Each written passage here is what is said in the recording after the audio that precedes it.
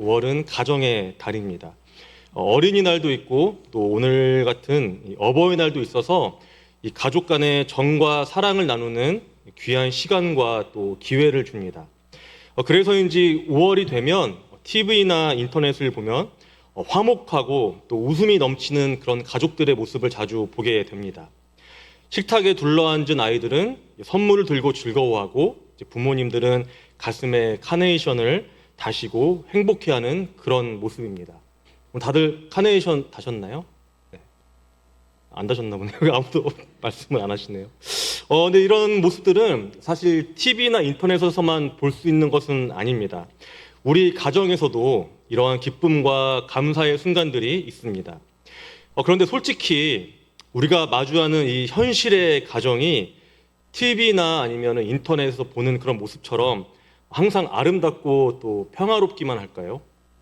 부모님은 인자하고 또 아이들은 그런 부모님의 말씀을 잘 들어서 매일매일 웃음이 끊이질 않는 그런 가정이 다들 살고 계신가요? 네. 사실 그렇지가 않습니다. 이 세상에서 가장 편안하고 또 따뜻해야 할 가정이 가끔은 전쟁터와 같을 때가 있습니다. 밖에서는 그렇게 온화하고 또 관대한 사람도 집에만 들어오면 아내나 남편에게 짜증을 내고 또 자녀들에게 화를 내곤 합니다. 서로 인정하고 칭찬하고 사랑하기보다는 가슴에 비수를 받기도 하고 또 날카로운 말로 상처를 주고받기도 합니다.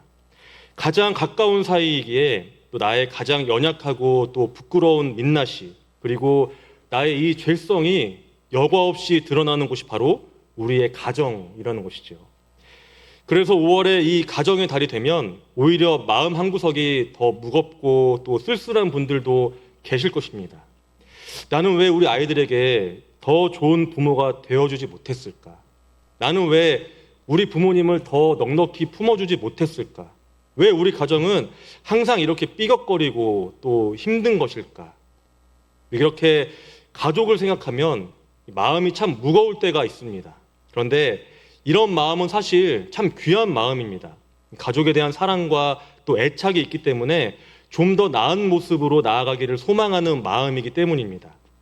행복한 가정, 또 사랑이 넘치는 가정은 우리 모두의 바람이자 또 마음의 짐이기도 합니다. 그렇다면 완벽한 가정이란 어떤 모습일까요? 성도님들이 생각하는 완벽하고 또 완전한 가정은 어떤 모습이십니까? 결론부터 말씀드리자면 완벽한 가정은 없습니다. 성경은 가정을 갈등이 없는 완벽한 천국이다라고 절대로 말하고 있지 않습니다. 대신에 어떻게 하면 하나님의 뜻에 합당한 가정을 세울 수 있는지 그것에 대한 방법을 오늘 본문 에베소서 6장을 통해서 나누고 있습니다. 먼저 바울은 자녀들에게 권면합니다. 본문 1절과 2절입니다. 이 자리에 있는 우리 모두는 누군가의 자녀이기 때문에 한 목소리를 함께 봉독하겠습니다. 자녀들아, 주 안에서 너희 부모에게 순종하라. 이것이 옳으니라. 내 아버지와 어머니를 공경하라. 이것은 약속이 있는 첫 계명이니. 너무나도 익숙하고 또 당연한 말씀이죠. 부모에게 순종하고 또 공경하라. 부모에게 순종하고 공경하라는 것은 성경뿐만 아니라 세상의 도덕과 윤리에서도 강조하는 너무나 당연한 내용입니다. 그런데 이 성경이 말씀하는 순종과 이 공경은 세상이 말하는 효도와는 다른 중요한 차이가 있습니다. 바울은 무조건 부모의 말에 복종하라라고 하지 않습니다. 그 앞에 한 가지의 조건을 달고 있습니다. 바로 주 안에서 부모에게 순종하라. 주 안에서 부모를 공경하라라고 가르치고 있는 것입니다. 주 안에서 이 말은 무슨 뜻일까요? 부모님이 신앙이 좋을 때에만 순종하라라는 그런 말씀일까요? 아닙니다. 이 말은 부모님을 대할 때에 부모님 뒤에 서 계신 하나님의 권위를 바라보라라는 것입니다. 즉 부모님을 바라볼 때에 겉으로 보이는 그 부모님의 모습만을 바라보는 것이 아니라 그 부모님 뒤에 있는 하나님의 권위를 보라라는 것입니다. 자녀가 부모님을 순종하고 또 공경하기 어려운 이유, 힘든 이유가 무엇일까요? 그 이유는 부모님도 결국은 연약하고 불완전한 인간이라는 사실을 마주하기 때문입니다. 목회자 자녀가 이런 상황에 자주 놓이게 되는데요. 목회자 자녀들이 부모에게 상처를 좀 많이 받습니다. 왜냐하면 아이들이 이 부모를 볼 때에 평범한 한 사람이 아니라 이 교회에서 보여지는 거룩하고 완벽한 모습으로 부모의 그 모습을 기대하기 때문입니다. 그런데 사실 현실이 그렇지 않습니다. 이 새벽부터 늦은 밤까지 교회를 마치고 집에 돌아오면 녹초가 됩니다. 몸이 피곤하니까 예민해집니다. 예민해지니까 별것도 아닌 걸로 이제 화가 나기도 하지요. 사실 인간이라면 누구나 다 그렇습니다. 저에게도 사실 오늘이 그런 날인데요. 제가 집에 오늘 이제 예배를 마치고 가면은 10시가 넘습니다. 10시가 넘는데 그때까지 아이들이 자고 있을까요? 안 자고 있을까요? 네, 안 자고 있습니다. 하루 종일 이제 아빠만 기다립니다. 그 아이들이 제일 좋아하는 게 제가 이제 마치 놀이기구처럼 저를 이제 저한테 매달리고 그리고 저한테 막 이제 업히고 목마타고 막 이런 걸 너무 좋아하는데 가끔은 제가 밤늦게 들어가면 너무 이제 피곤해서 저도 모르게 짜증을 낼 때가 있습니다. 좀 빨리 좀 자 이렇게 할 때가 있는데 그 초롱초롱했던 그 눈망울이 한순간에 실망으로 변하는 것을 보게 됩니다. 그래서 오늘은 다른 때보다 더 열심히 놀아줘야겠다고 이제 생각을 했습니다. 그런데 자녀들의 눈에는 이러한 부모의 너무나 당연한 모습이 가끔은 너무나 큰 상처로 다가올 수가 있다는 것이죠. 강단에서는 그렇게 뭐 사랑, 은혜를 강조하던 아빠가 집에서는 권위를 내세우고 때로는 매를 들기도 합니다. 밖에서는 그렇게 따뜻하고 친절하게 보이던 그 분이 집에만 오면 왜 이렇게 변하는지 아이들은 이해하지 못합니다. 그런데 이러한 문제는 목회자 가정에서만 일어나는 것이 아닙니다. 대부분 가정이 다 비슷합니다. 부모가 자녀에게 씻을 수 없는 상처를 주곤 합니다. 편애하기도 하고 또 화를 내기도 하고 매를 들기도 합니다. 또 세상의 잘못된 가치관을 강요할 때가 있습니다. 그럴 때의 자녀들의 마음속에는 우리 부모님은 나에게 상처를 줬어. 그런데 내가 왜 이런 부모를 내가 공경을 해야 돼? 이런 마음을 갖고 더 나아가서는 원망이 자라기도 한다는 것이죠. 그런데 바울은 말합니다. 부모가 그럴 수 있다. 그래서 안 된다가 아니라 부모도 그럴 수 있다라는 것입니다. 자녀에게 실망을 주고 상처를 줄 수 있다. 그렇기에 자녀들아 부모를 주 안에서 공경하라라고 말합니다. 이 말씀은 부모님의 인격이나 능력이 완벽하기에 부모를 공경하라는 것이 아닙니다. 비록 내 부모가 연약하고 실수가 많고 또 나를 아프게 할지라도 그 부모를 나의 부모로 맺어주신 하나님의 절대적인 주권과 섭리를 인정하고 또 그것에 순종하라는 것입니다. 성경에서 주 안에서 순종과 공경을 가장 잘 보여준 인물을 꼽자면 요셉을 들 수 있습니다. 이 요셉의 아버지인 야곱은 어떤 사람이었을까요? 이스라엘의 믿음의 조상으로 우리가 누구를 뽑죠? 아브라함, 또 이삭, 야곱을 뽑곤 합니다. 야곱은 이 중에 한 사람에 들어갈 만큼 참 위대한 믿음의 사람인 것이죠. 그런데 자식된 입장에서 이 야곱은 어떤 아버지일까요? 네, 최악의 아버지입니다. 야곱은 편애를 했습니다. 자식들은 부모가 드러내지 않아도 다 압니다. 우리 아버지가 누구를 더 좋아하시는구나. 우리 어머니가 누구를 더 사랑하는구나. 이런 걸 다 압니다. 그런데 야곱은 이거를 드러냈습니다. 야곱만 색동옷을 입혔고 또 형들에게서 이 버릇없이 대할 때도 야곱은 요셉의 편만 들었습니다. 결국에 요셉은 형들의 미움을 사게 됐고 어린 나이에 노예로 팔려가는 끔찍한 경험을 하게 됩니다. 인간적인 눈으로 봤을 때는 이 형들의 잘못도 있지만 그 원인을 제공한 아버지 야곱의 그 어리석음이 가장 큰 잘못으로 보입니다. 요셉이 야곱을 평생 원망하면서 아버지와 아들의 그 연을 끊어도 할 말이 없는 상황인 것이죠. 그런데 요셉은 애굽의 총리가 된 후에 어떻게 하나요?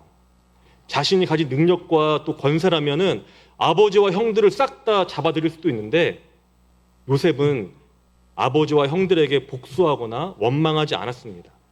오히려 그 늙은 아버지를 이 애굽에서 가장 좋은 땅인 고센 땅에 모시고 평생 동안 극진히 모셨습니다.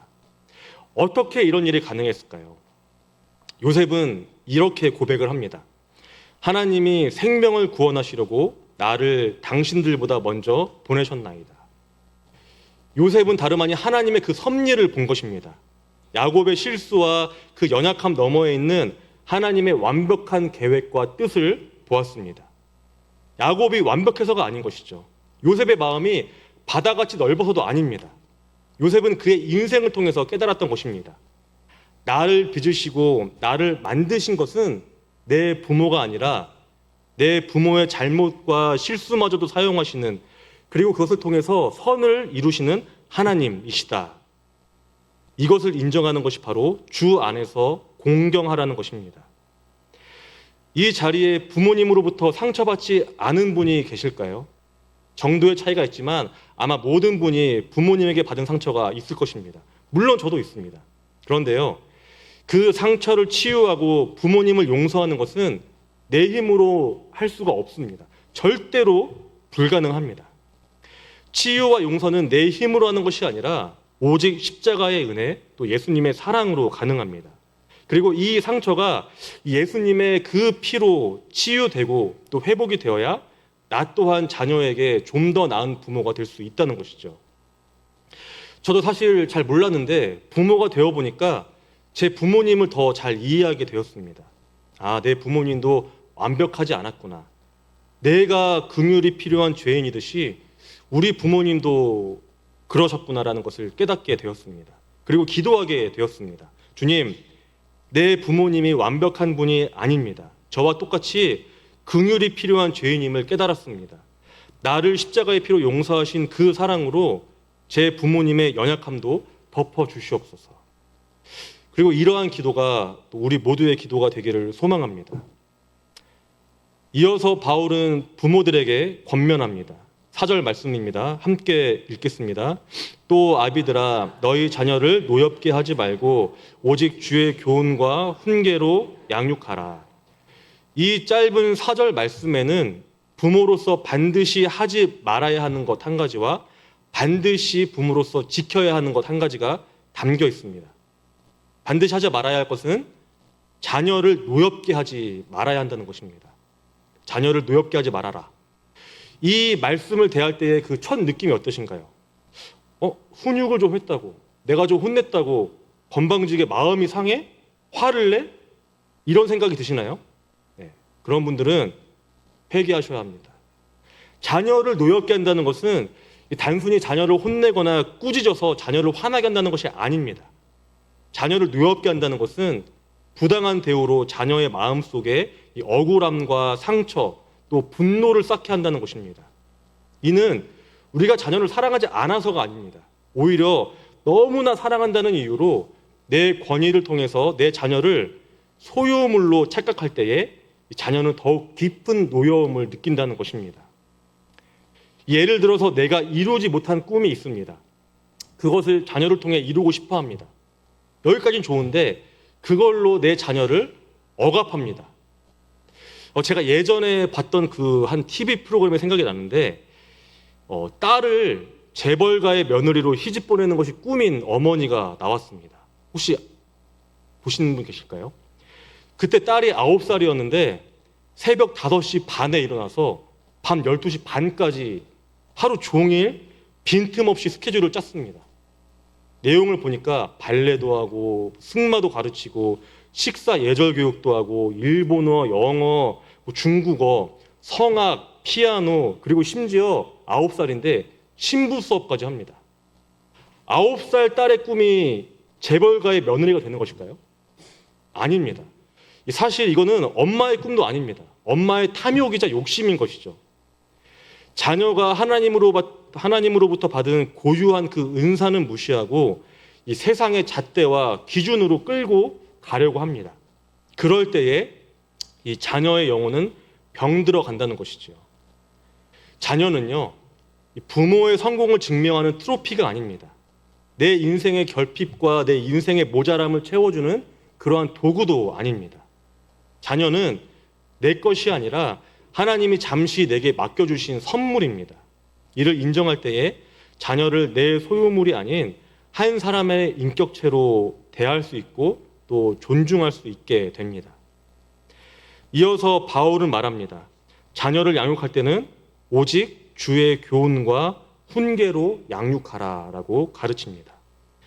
자녀를 양육할 때에 내 지식이나 감정, 또 세상의 가르침이 아니라 철저하게 하나님의 말씀을 기준으로 자녀를 양육하라, 자녀를 키우라는 것입니다. 가정에서 주님의 그 교훈, 또 말씀으로 자녀를 키우는 가장 좋은 방법은 무엇일까요? 매일 가정 예배를 드리고 성경을 암송하게 하는 것 어떨까요? 네. 참 좋은 방법이긴 하지만 더 좋은 방법이 있습니다. 바로 부모인 내가 하나님께 진실된 믿음의 모습을 바로 우리 자녀에게 보여주는 것입니다. 요즘에는 가온이 없는 집도 참 많지만은 제가 초등학교 때까지만 해도 꼭 집안의 가온을 조사해오는 숙제가 있었습니다. 저희 집 가온이 무엇이었을까요? 힌트는 4글자입니다. 4글자. 맞추시는 분은 제가 선물 하나 드리겠습니다. 무엇일까요? 4글자였습니다. 맞습니다. 누구시죠? 네. 오직 예수였습니다. 오직 예수. 네. 저희 집 그 가온이 오직 예수였습니다. 밤마다 가정 예배를 드렸고요. 교회나 아니면은 제가 그때 이제 익산이라는 그 작은 도시에 살았는데 그 지역에서 성경 암송 대회가 열린다 그러면은 무조건 제가 1등했습니다. 부모님이 밤마다 밤이 새가면서까지 이 성경을 외우게 하셨습니다. 그때는 어떻게 외웠냐면요. 이렇게 중요한 구절을 외우는 게 아니라 레위기 1장부터 5장까지 이런 식으로 이제 성경을 외우곤 했었거든요. 이런 것들이 저의 그 신앙의 기초가 되었을까요? 아니라고는 못하겠습니다. 아니라고는 못하겠고 도움은 되었습니다. 도움은 되었는데 저에게 있어서 가장 큰 그 신앙 교육은 다름 아닌 기도하시는 어머니의 뒷모습이었습니다. 제가 지금도 생생히 기억하는데 이 제일 작은 방 구석에 그 최후의 만찬이 그려진 상 있잖아요. 그런 거. 조그만 상에다가 성경책 한 권 딱 올려놓고 거기를 이제 기도의 자리로 삼으시고 눈이 오나 비가 오나 매일 정한 시간에 그 상에 앉으셔서 기도하시는 그 어머니의 뒷모습, 그 모습이 오늘날 저에게 있어서 가장 큰 그 신앙의 유산이 되었습니다. 자녀들은요, 나이가 우리보다 어릴 뿐 바보가 아닙니다. 입으로는 하나님을 사랑하라, 이웃을 사랑하라 이렇게 말하지만 실제로 우리가 부모로서 그 신앙의 본을 보이지 않는다면, 또 다른 사람을 품는 이런 넉넉한 마음이 없다면, 또 툭하면 화를 내는 그러한 이중적인 모습을 보인다면 자녀는 바로 알아챕니다.